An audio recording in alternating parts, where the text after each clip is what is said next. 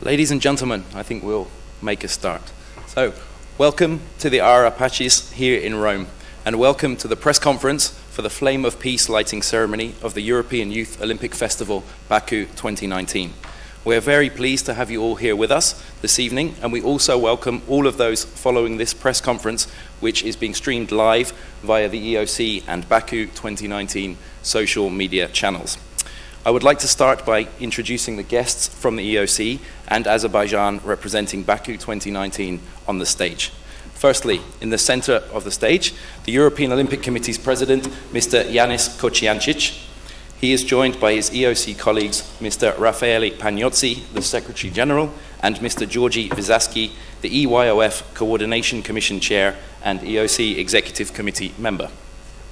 Alongside them, our friends from Azerbaijan, Mr. Azad Rahimov, Minister of Youth and Sport of the Republic of Azerbaijan, and EYOF Baku 2019 Organizing Committee Deputy Chair. And he is joined by Mr. Chingiz Husseinzada, Vice President of the National Olympic Committee of Azerbaijan. This press conference will begin with some opening words from the EOC President, followed by a short video, and then a presentation by Mrs. Nikki Effendi, the Chief of Staff for the EYOF Baku 2019 Operations Committee. There will then be an opportunity for the press in the room to ask questions to any of our guests. So to begin, I would like to give the floor to the EOC President, Mr. Yanis Kocijancic. Good evening, welcome to everybody. Here we are some minutes before the fire ceremony for the European Youth Olympic Festival in Baku. Let me tell you that we are highly convinced that that will be one of the best, if not the best, European Youth Olympic Festival. We have fantastic experiences with our friends from Baku and from Azerbaijan. We had in Baku the first European Games, which were organized in a splendid way. I attended also Islamic Games. I attended one of the editions of Formula One, and I believe in the organizational capacity of our Azeri friends. They did whatever they could. It was always organized in a perfect way. And by the way, there are very few modern nations which afford such an excellent infrastructure. So I would say that we are all looking forward to be again in the country of fire and in the city of winds. Thank you very much, President. If we could now play the video.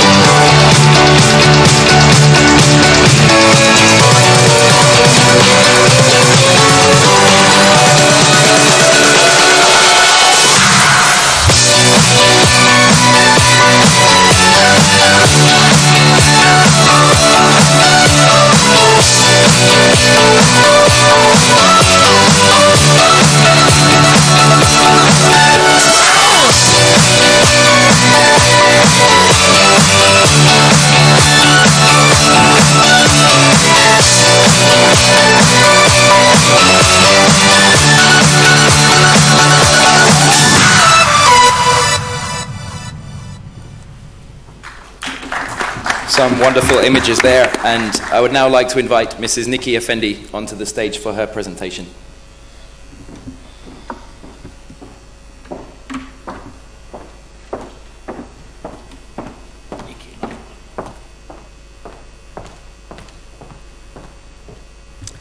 Good evening, ladies and gentlemen. It's an honor to be here with all of you in the eternal city of Rome, in a wonderful, magnificent Arapacis Museum. As it was mentioned a while ago, we're just a few minutes away from a very important part of these games, of this festival, the lighting of the flame. I'd like to tell you a few words today here about the event so that you could have the scale and scope and get the flavor of what's happening in July of this year in Baku. So let's just look. A very quick summary of what's going to be happening. The dates of the European Youth Olympic Festival, Baku 2019. The 21st of July as the date of the opening ceremony, and the 27th of July as the date for the closing ceremony. We're hoping to have 7 days of competition with approximately 3,600 athletes and team officials from 50 national Olympic committees of Europe. There are 10 sports on the sports program, in addition to the 9 mandatory sports based on the EYOF regulations. Baku, as a host city, was given an option to add 1 additional sport. No wonder and no surprise that Baku has exercised this option by adding wrestling. We're pleased to say that wrestling it's going to be the first time for the wrestling to be on the program of EYOF in this 15th edition. As you could see from the video, there's going to be 12 competition venues. I'd like to mention that we're not building any new competition venues for this event. Baku has built quite a number of world-class competitions for the inaugural European Games, and we're going to be using those venues. They've been in operations ever since. We've actually been adding a few more venues to this particular event. Some of the venues been used for the previous events. There was a mentioning of Islamic Solidarity Games that we ran in 2017, and a few others. Obviously, there's going to be some ongoing works in these venues for some overlay and some additions to what's required. But all in all, there's no capital construction going on for that purpose. As you could see from the video, we're planning to run our opening and closing ceremonies in an indoors venue. It's no surprise. It's going to be July in Baku, so it can be quite warm. So an indoors venue would be quite handy. So it's going to be Crystal Hall, the venue that was purpose-built for the Eurovision 2012, and Baku hosted this magnificent event. And ever since, Crystal Hall has been used as a sports and cultural event venue. We're hoping to engage 2,500 volunteers into the Games. We're proud to say that the volunteer movement in Azerbaijan started pretty much during the inaugural European Games, and it has flourished ever since. So we're hoping to build on the success of that event and continue to engage the enthusiastic young people of Azerbaijan in delivering the successful Games. Just a few words about some images, some face of the Games, what's going to happen. You could see the official logo in this venue. Just a few words what our logo actually represents. It represents quite a number of heritage and cultural symbols of Baku. You could see fire. I'll talk about the fire in a minute. You could see some Buta. Buta is the ancient Azeri symbol of Paisley, which also means eternal life. And you could see some Baku's most iconic modern architecture in our logo, such as flame towers and the Haider Aliyev Center. It is the youth Games. It is the Games for the young people, so you could see some modern, iconic images in our logo, which is quite natural. And yet, you could see that we're still honoring the traditions that Azerbaijan is all about, and you could see a lot of flame symbolism in our logo. Let's go again to some more images that we're going to have throughout the Games this July. the mascots and motto that were released in February of this year in honor of the 150 days to go to the Games. We're going to have two mascots. One of them is Jirtan, and that's the popular fairy tale character among the children stories in Azerbaijan. In English, Jirtan means tiny. And yet, in the fairy tales, Jirtan proved to be smart, brave, and very resourceful. The second mascot that we launched was Babir, a Caucasian leopard, one of the most widely recognized species in the Azerbaijan's animal kingdom. Leopard in the Azerbaijan folklore is a symbol of natural beauty, strength, fearlessness, and speed. That sounds familiar for the games of this scale. Jirtan and Babir are both going to be ready to shine, and yes, that's our motto for the Europe's premier youth event that will take place in Baku this July. So, a lot of people are expecting the main piece of information from this presentation, and that is about our torch. The torch is going to be used in a few moments in this magnificent building. The torch that will start the journey of the flame to Baku. Let's just set the context about the torch that we're going to present in a moment. Azerbaijan, as some of you may know, is actually known as the land of fire. Baku was the holy place for many generations of fire worshippers from all around the world, for its landscapes where eternal flame came from under the ground and warmed people's souls. The fire temple in Baku, called Atashkach, is one of the most sacred places where pilgrims kept the ancient traditions of fire worshippers for centuries. So, ladies and gentlemen, since ancient times, fire has actually been one of the most recognizable symbols of Azerbaijan and Baku, as widely depicted in our architecture and folklore. So it doesn't surprise, I guess, it wouldn't surprise you to see that our torch actually symbolizes the land of fire. We took the inspiration from our logo, and the EYOF Baku 2019 torch, as you can see, actually been developed with the main goal to reflect the simplicity and the deepness of the idea of flame in Azeri culture. The body of the torch, as you can see, is similar to traditional ancient versions of torches. This is quite simple. And the top part of it is actually designed with special metal stripes taken from key brand elements that I'm going to show you in a moment. So the actual features that you can see on our torch depicts the various elements of our brand and logo. The Baku symbol, the flame towers, it's the icon of Baku. You can see the picture of the flame towers in the bottom left corner of the slide. That's how Baku is known for the past several years. Shape of the Hyder Aliyev Center that you can see in the middle there is the building that was designed by the world-renowned architect Zaha Hadid. You could see the shapes and curves of that magnificent building on our torch as well. And yes, the Buddha, as I mentioned earlier, the paceless symbol of eternal life. That's what our torch is all about. The symbol of flame connecting the past and the present and going into the future. Obviously, a lot of people have been asking us, what's going to happen to the flame that you're going to take from Rome? And we've been thinking hard what exactly we would want to do with it, how we would want to present and bring the sacred flame from Rome into Azerbaijan.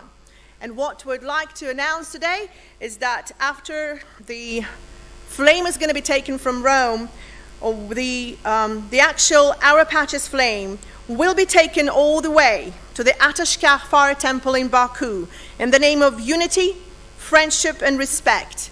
We really would want to announce today that the flame from this magnificent city will be carefully guarded by the ancient flame of Baku in Atashkach, so that we could take it back when the time comes before the opening ceremony. With that, I'd like to invite all of you to Baku to see what happens to the flame next.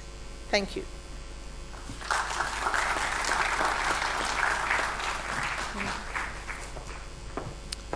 Thank you very much, Mrs. Effendi. I think that I, for one, are certainly looking forward to seeing the torch come to life. So something to look forward to in the next few minutes. Now we will move on to the question and answer session. We'll start with some questions that we received in advance from some press agencies that are unable to join us this evening, but are actually following via the live stream. So the first question comes from inside the games and is addressed to the EOC President. So President, the question is, do you believe this could be the best European Youth Olympic Festival ever staged? And if so, why? First, I am very long time involved in Olympic movement, and I remember the years where Juan Antonio Samaranch said for every Olympic Games that they are the best ever.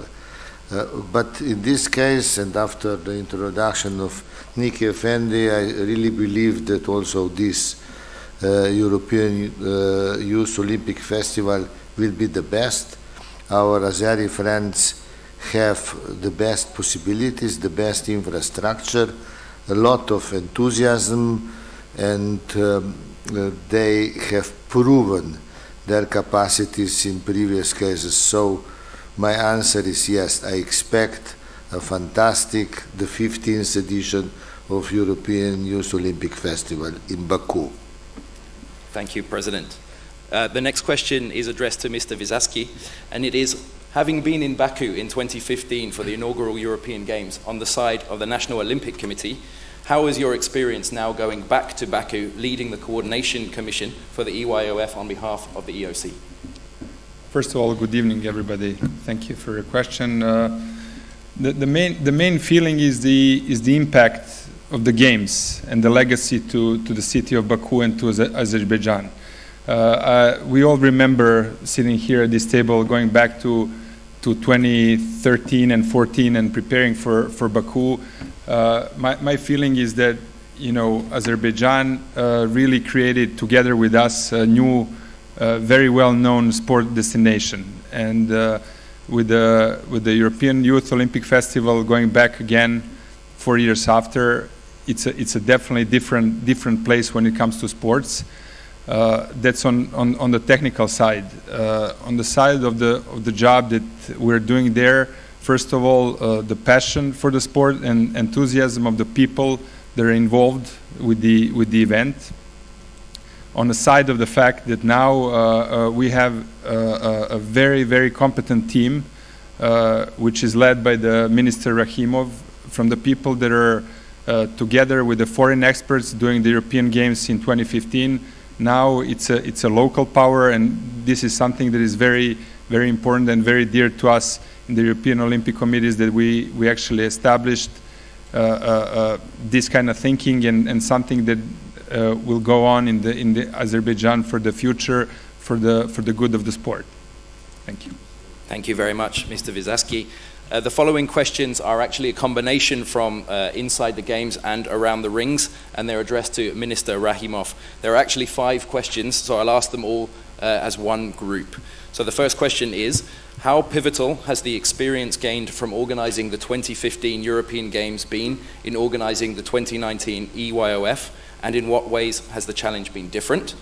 The next question, with 100 days to go, are there any issues remaining in terms of preparations for the event, be it operational, transport, or other, and are all venues ready? The next question is, what kind of presence will there be for sponsors? The fourth question is, what are you planning to do to enhance spectator experience? And finally, what is the setup for working media? Will there be free Wi-Fi, and are there dedicated media areas in each venue? Please, Minister. Thank you. Really block of questions. Of course, we can say that we gathered a lot of great experience from the games, from the different sport events Azerbaijan hosted last years. Really, apart the World Championship, European Championship, we first time in 2012 we organized the Eurovision Song Contest, which was a big and very interesting event for the country. Then, as we mentioned several times, was 2015 European Games, 2017 Islamic Games, 2016 World Chess Olympiad. Now, after a couple of 2 weeks, we're expecting the 4th edition of Formula 1 Baku circuit. Then we preparing for the football final, 29th of May. It's a League of Europe in Baku.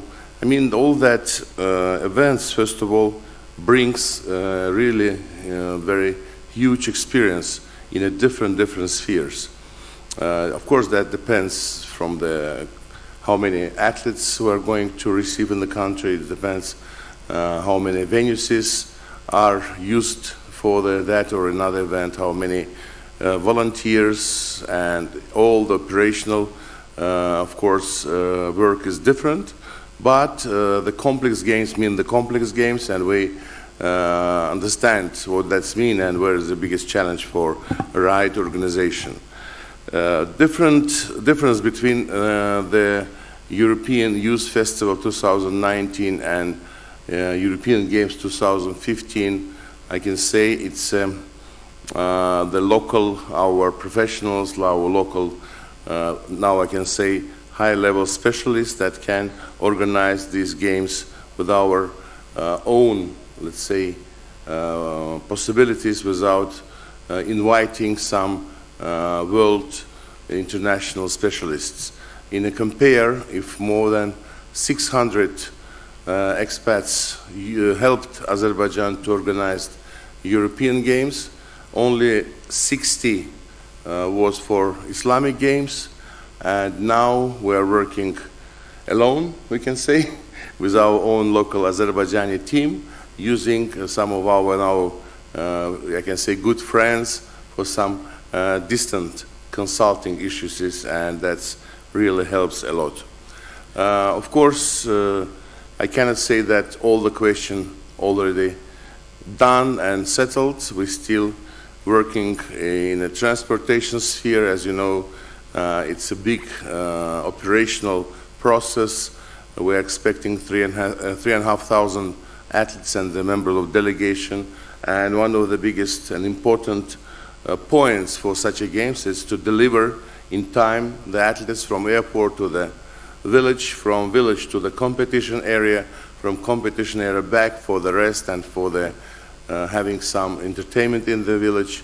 Of course, very important for us, it's issues connecting with the catering food. We just want to introduce our national cuisine and to make it in the very, let's say, good and beautiful way. It's also a big challenge, and we know how to organize that. The volunteers, one of the very important part, and the group of the people joining the games. If 17,000 volunteers were involved for the first European Games, now we are expecting more or less 2,500 volunteers, and we believe that their experience and their knowledges will be enough for provide a really good job for all the guests coming. We are using some new sport arenas. Of course, that's also something new for the games. We're using the special venues for our Ministry of Academy of Ministry of Emergency, the venue of our technical university, which just been renovated. And of course, we need to deliver all kind of the links to that new venues if they're not cable, fiber optic, organize the routers, everything for the good organization and for the good broadcasting and any time scoring and result issues. I can say that that's a bit different what we have. All the rest is more or less common for all the people involved, and we believe to very good, great success. Regarding to the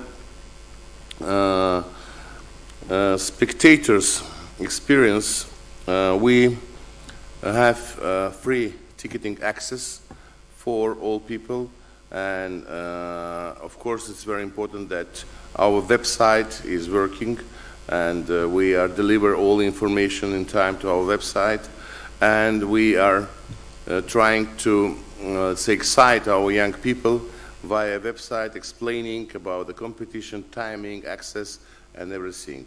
And also, of course, we are thinking, and we're willing to see our European spectators who are watching the games, and for that needs we organize, and that's something which is in all this kind of the festival organized.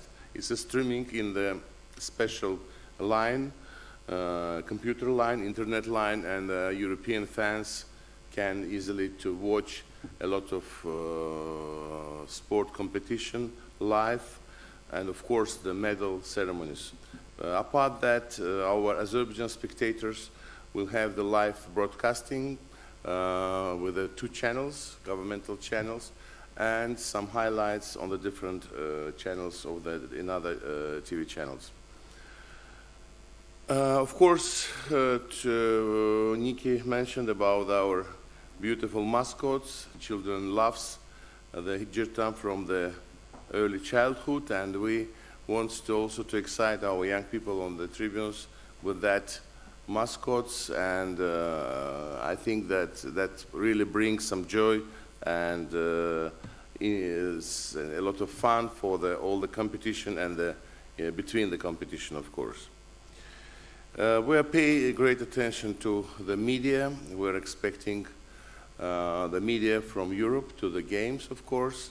As you know, from the 1st of April, the registration channels of the website open for the media, for the journalists, and that will be open till the end of May, if I'm not wrong, of 15th of May. And the European press, our media are highly welcomed. We are expecting in Baku, and we are waiting your registration. For the media, just to your, maybe it will be interesting for your attention, we will organize a special media hub in our family hotel, and also all the competition has their own the media zone, working room, Wi-Fi, of course, press tribune, interview zone, and the photo and interview possibilities. And of course, if you just want to receive more information about that, you can visit our website, and on the page where the press operation is, you can find all the rest details. I covered? Thank you very much indeed. Thank you for your question. Thank you very much, Minister. I know I did not make that very simple for you, so thank you very much. Now we will open up the floor for questions. I would kindly ask that if you have a question, please raise your hand. Please say your name, what organization you're representing, and who you are addressing your question to. So please, the floor is yours. Anybody?